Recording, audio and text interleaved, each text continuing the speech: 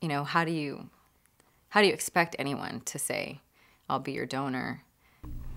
You talk to your doctors, you talk to the nurses, you talk to the social workers, and they say, you know, well, who are your friends? Who is your family? Who do you work with? Do you go to a church?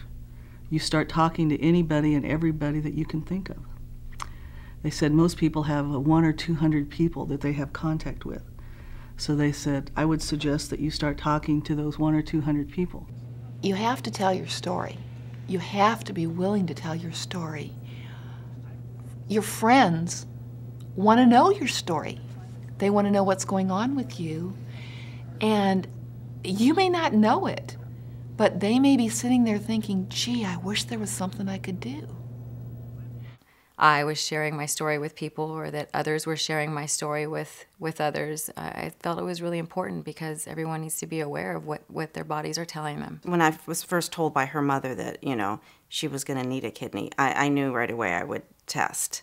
You know, I didn't know much about being a living donor and as far as matching, you know, being a match, being a non-blood relative, but I knew I would at least test, and if there was any possibility, I would be willing to do it.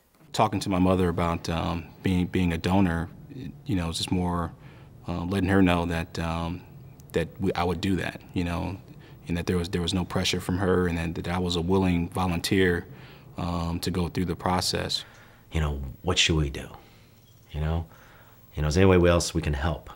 You know, and I don't know if it was myself or anybody else that brought, hey, you know, why don't we just see if any of us are a match? So I think, I guess that time we told our dad that, hey, I think we should just go ahead and see if we can, you know, if one of us are a match, just in case. I was still kind of reluctant, and I was still kind of scared to go to my family and say, would you mind donating a kidney to me, you know? And he told us that the doctor had said that he needed to talk with us about living donation.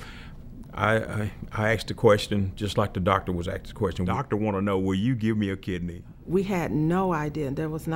We didn't fathom that there was a way to even be able to bring him back to health. I thought they knew about it, you know. I thought, well, I know about it, so they got to know about it. And but a lot of times we, you know, assume a whole lot of things that it's not so. Our families had lived with Barry's kidney disease for 30 years. And I knew that at some point it would probably come down to the point where he would either go on dialysis and or want to have a transplant. And I always thought I was a candidate to be a donor. I would have been disappointed had he not asked.